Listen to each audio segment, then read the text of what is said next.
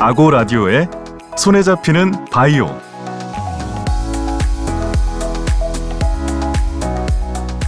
안녕하세요. 보건산업 관련 최신 동향과 주요 소식을 골라 읽어주는 손에 잡히는 바이오. 오늘은 인공지능을 활용한 신약 개발 국내외 현황과 과제라는 주제로 한국보건산업진흥원이 발행한 보건산업 브리프 314호에 대해 이야기해보려고 합니다.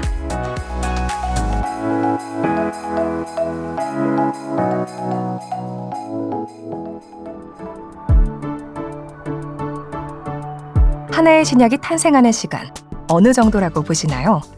전통적인 신약 개발 시간은 평균 약 15년이라고 합니다. 약 5,000개에서 만여 개 중 하나만이 최종 신약 개발에 성공할 정도라고 하니 정말 힘든 일이라고 할 수 있죠. 기간이 이렇게 오래 걸리는 만큼 들어가는 돈도 천문학적입니다.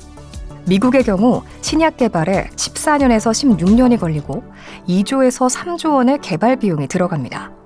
미국 제약사들은 지난 15년간 신약 개발에 약 520조 원을 투입했고 2022년 투자 예상 금액은 약 1,820억 달러, 205조 원에 이를 전망이라고 합니다. 쉽게 상상해보자면 삼성전자 시가총액이 오늘 기준으로 356조 원 정도고 인텔 같은 기업의 시총이 210조 원 정도 된다고 보시면 이해하기가 쉬우실 것 같아요. 그렇다면 왜 인공지능이 신약 개발에 중요할까요? 그건 바로 신약 개발과 관련된 사전 지식 데이터베이스를 통합해서 빅데이터를 구축하고 이를 인공지능에 활용하면 기존보다 빠른 신약 개발 방법을 제안할 수 있고 개발 기간도 획기적으로 단축할 수 있기 때문입니다. 다시 말하면 기존 방식이 투입 대비 생산성이 현저하게 떨어지는, 즉 총요소 생산성이 현저하게 감소하고 있는 문제를 해결하고 신약 개발 전 주기 과정에 쏟아지는 다양한 빅데이터를 활용할 수 있는 가장 효과적인 수단이 인공지능 기술이라고 보는 겁니다. 예를 들어보겠습니다. 과거에는 사람이 일일이 400에서 500건의 논문을 검토해 후보 물질을 탐색해야 했지만 인공지능은 한 번에 무려 100만 건 이상의 논문을 탐색할 수 있고 100억 개의 화학물을 탐색할 수 있는 것이죠. 수십 명이 1년에서 5년에 걸쳐서 했던 일을 이제는 인공지능이 단 하루 만에 할 수 있습니다. 정말 대단하죠?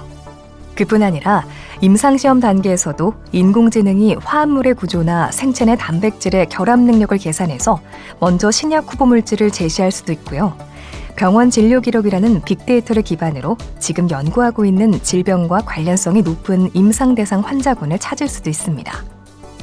사실 임상 환자를 찾는 일 자체가 만만치 않은 일입니다. 미국 백악관 자료에 따르면 현재 암 환자의 3%만이 임상시험에 등록하고 있습니다. 임상시험의 약 80%가 환자 모집 일정을 충족하지 못하고 있고 어렵게 임상 1, 2상을 진행했더라도 임상 3상에 진입한 시험 중 3분의 1이 환자 모집에 어려움을 겪고 있다는 자료가 있을 정도입니다. 이런 과정을 인공지능이 효과적으로 개선할 수 있습니다. 이처럼 최근 인공지능의 기술 자체가 매우 빠르게 진화하고 새로운 알고리즘이 나오거나 3차원 구조의 그래프를 적용하고 비구조적인 데이터를 구조화할 수 있는 인공지능이 개발되는 등 데이터 자체의 품질 향상이 함께 진행되고 있기 때문에 그 성장에 탄력과 속도가 붙었다고 볼 수 있습니다. 사실 이미 디지털 데이터는 사람이 다룰 수 있는 수준을 넘어선 지 오래죠. 이런 빅데이터를 분석하기 위한 방법으로 인공지능이 도입되는 것인데요. 미국의 시장조사기관 글로벌 마켓 인사이츠에 따르면 헬스케어 인공지능 산업 규모는 2024년까지 100억 달러, 약 11조 원에 이를 것으로 전망하고 있습니다.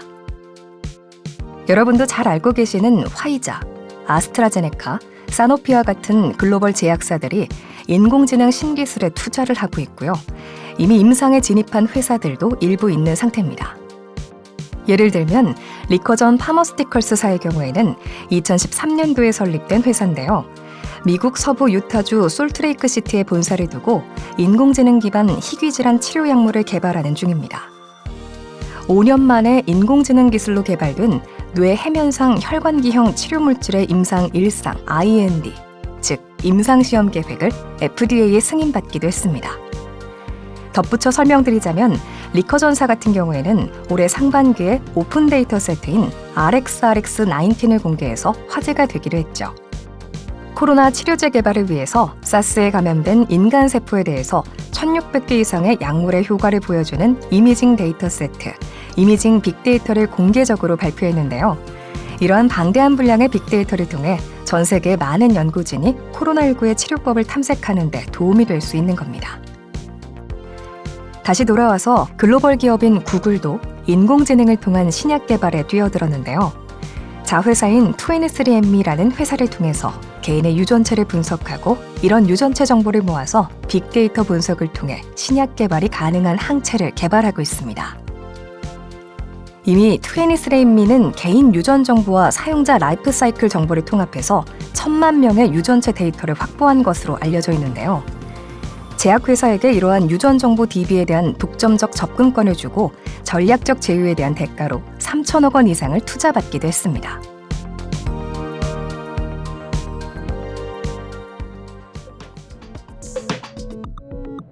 이처럼 세계 시장에서 기업들이 저마다 앞다퉈 나가고 있는 것 같아 조바심이 드는 것도 사실인데요. 우리나라의 사정은 어떤지 간략히 살펴보도록 하겠습니다. 우선 국내 신약 개발 시장 규모는 매년 40%씩 성장해 2024년에는 40억 달러, 약 4조 6,700억 원에 이를 것으로 추정되고 있고요. 미래의 먹거리라 불리우는 만큼 정부 지원이 확대돼야 한다는 목소리도 커지고 있습니다. 신약 개발 투자 대비 정부 지원금 규모가 미국은 35%에 반해 우리나라는 8% 정도의 수준이라서 상대적으로 적다고 볼 수 있기도 하고요. 물론 우리나라 기업들도 최근 산업 전반에 걸쳐 인공지능을 활용한 연구를 활발하게 진행 중입니다. 예를 들어 스탠다임에서는 잠재 목표 예측을 통해 히든 인디케이션을 발견함으로써 항암, 비알코올성 지방간 치료제 등에 대한 후보 물질을 도출했고요. 신테카 바이오는 암 유전체 분석과 딥러닝 기술을 기반으로 도출한 항암제 임상을 계획하고 있습니다. 또 에이조스 바이오에서는 양리 활성 물질의 구조적 특징을 찾아 조합하고 효능을 가감할 수 있는 가상의 알고리즘 플랫폼을 이용해 개발한 항암제의 임상 일상 진입을 계획하고 있습니다. 또한 인공지능 기술을 보유한 기업과 제약사 간의 공동 연구나 협약을 통해서 협업하는 사례들도 늘고 있습니다. 앞으로 AI는 신약 개발 패러다임을 획기적으로 변화시킬 것으로 보이며 제약 바이오 기업들에게 있어서 AI의 활용은 필수가 될 것으로 전망하고 있습니다. 그렇기 때문에 정부의 역할이 중요하다고 할 수 있는데요.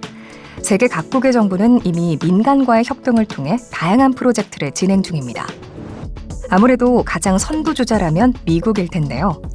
세계 최고 수준의 슈퍼컴퓨터와 AI 기술을 보유한 정부 기관들이 있고 또 그를 중심으로 제약사, 의료기관들이 참여하는 AI 신약 개발 프로젝트인 아톰 프로젝트를 추진하고 있죠. 이 프로젝트는 인공지능 관련 데이터 및 하드웨어 인프라를 제공해 희귀 질환 및 신약 개발을 지원하고 임상 전 약물 발견 시간을 대폭 단축하는 것을 목표로 하고 있습니다. 민간 분야에서는 구글이나 아마존, 마이크로소프트와 같은 거대 기업들도 뛰어든 상황이죠. 중국의 경우에는 아주 빠르게 제약 바이오 시장을 형성하고 있는데요. 정부 주도로 인공지능 글로벌 리더화 비전을 세워 세계에서 가장 많은 수의 AI 연구개발센터를 보유하고 있기도 하고요. 민간에서는 알리바바와 같은 대기업에서 병원 및 검진센터 데이터를 활용해 자국 내 제약 바이오사에 DB를 비롯한 하드웨어 인프라를 제공하는 사업을 적극적으로 추진하고 있습니다.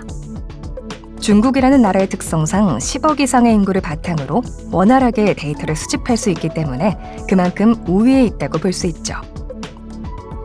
저희 한국보건산업진흥원에서도 AI 및 빅데이터를 활용한 플랫폼 구축 연구개발과 인재 양성을 위한 다각적인 노력을 기울이고 있습니다. 우선 대구 경북 첨단의료산업진흥재단을 통해 수요 기반의 프라이빗 데이터를 활용해 고도화된 인공지능 모델을 개발할 수 있도록 협업 구조를 구축하고 지원하고 있습니다. 또한 실무형 인재를 양성하기 위해 2019년 3월 개소한 인공지능 신약개발 지원센터를 중심으로 이론과 실습을 동시에 아우를 수 있는 다양한 콘텐츠를 기획하고 관련 인프라도 제공하고 있습니다.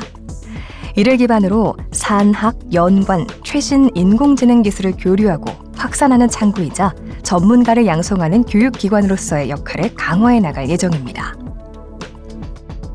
물론 일각에서는 AI 기술이나 관련 데이터베이스가 다소 과평가되고 있다는 지적도 있지만 그럼에도 불구하고 폭발적으로 수요와 데이터량이 증가하고 있기 때문에 앞으로 그 중요성이 더욱 커질 수 있을 거란 의견이 지배적입니다. 따라서 국가 주도로 전문 인력 인프라를 구축하고 지원하는 한편 AI 미래사회 대비 법제 정비단을 통해 포괄적 네거티브 규제 로드맵을 수립하고 관련 규정을 보완하는 등의 준비가 필요한 상황이라고 생각됩니다.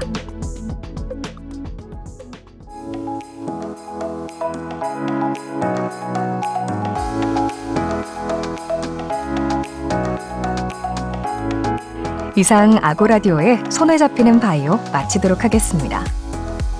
다음번에도 더 알찬 내용으로 다시 찾아뵙겠습니다. 감사합니다.